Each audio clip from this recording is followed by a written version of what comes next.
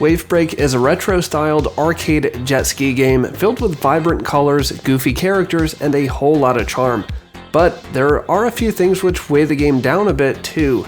Hey guys, it's Cody with Indie Game Pulse. This video will be brief and more of a first impression style video since I wasn't able to play the recommended 3 to 4 hours before reviewing. Why, you ask? Because the game made me extremely motion sick actually, to the point where I'm afraid to open the game again. More on that later. If you're new here, hit the subscribe button and notification bell to find the best indie games and hear genuine reviews from an indie game fanatic like yourself. Let's get into it. Thank you to the publisher for sending a review code my way. So for starters, the campaign mode starts you out playing as this cute, chonky bear named Big Pin, on a search for his mystery man with whom he'll be making some sort of a big deal. Excuse me, what? There's a slight mafia vibe hidden underneath the colorful facade here, and weapons will come into play at some point.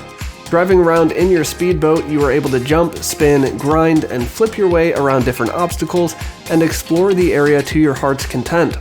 Or so you think.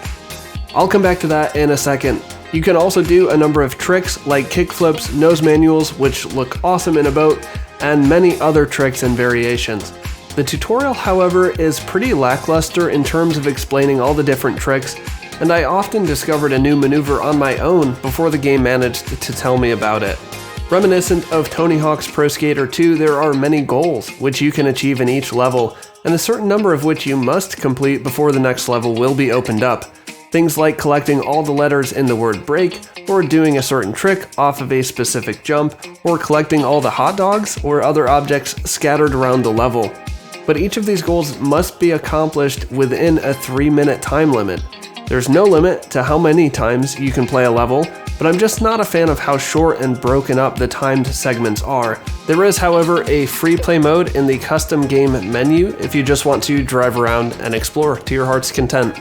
Some of the objectives actually took me 4 or 5 time limits to achieve, and playing the same level over and over again to reach one specific goal felt grindy and hardly rewarding when I did achieve it. Within each level are multiple vertical levels to explore and a lot of secret areas or Easter eggs to find, which is a lot of fun. However, the level design, especially the first introductory level, it's not great. There are a lot of narrow corridors or precise jumps to make, and the controls are a bit imprecise, which is natural as you're driving a boat, but the game is not forgiving at all in these areas. Items and obstacles feel packed too closely together, and maneuvering a boat through and around them quickly started to become an exercise in frustration. What's worse, sometimes when I needed to make a long jump, my boat would inexplicably stop right at the edge of a gap as I was jumping, causing me to either fall or turn around and try again. The camera is also kind of an issue for me, at least in the standard settings, as it often glides through objects, obstructing your view, or simply doesn't rotate fast enough or give enough clearance around obstacles. Thankfully, the menu is chock full of options to fine-tune the camera to your liking, but I still wish the standard settings were a little more on point. Again, I want to emphasize that these are my experiences within the first hour and a half of the game, and my complaints could simply be based on not having enough experience in it. If you like the look of Wavebreak and think the tricks and limited exploration sound fun to you, by all means give it a try. But here's my last warning.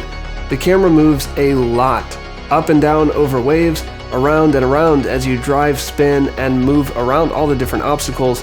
There's also, by default, camera shake as well, which upon rewatching my footage is very evident. I've never encountered motion sickness in any game I have ever played, and that includes first-person shooters and over 1,000 hours of Rocket League. But this game did it for me. I'm not sure what it was, maybe just a combination of everything. But that's my experience with Wavebreak, and I hope if you play it that yours is much better. Rather than wrapping up on a sour note, I'd like to mention a few other aspects of Wavebreak that I thought rocked. Firstly, the soundtrack is filled with electronic and synth beats that slap harder than the waves against the side of a boat. Like, really good music here and a nice variety as the tracks cycle through. And secondly, customizing and leveling up characters in the garage is a lot of fun too, with you being able to level up each character separately, as well as buy clothing and accessories for them to all wear too. There are a lot of nice beach attire options to choose from, and I honestly wish I could have stuck around longer to unlock even more. I'm not going to give a final verdict on the game since again I wasn't able to play as much as I would have liked, but I hope you're able to make some decisions based on my experiences. If you're looking for an alternative opinion, my friend Leon at I Love Indies will be talking about Wavebreak in his weekly indie game countdown, and I'll leave a link to his channel and video when it's posted in the pinned comment below. Speaking of comments, let me know what you think of Wavebreak, or tell me what game you've been having fun with recently. Thank you very much to my 989 subscribers for your support. If you like what you see here at Indie Game Pulse, consider helping us grow by supporting us on Patreon. For more top indie game countdowns and reviews, check out the videos on your screen now, and I'll see you on the other side.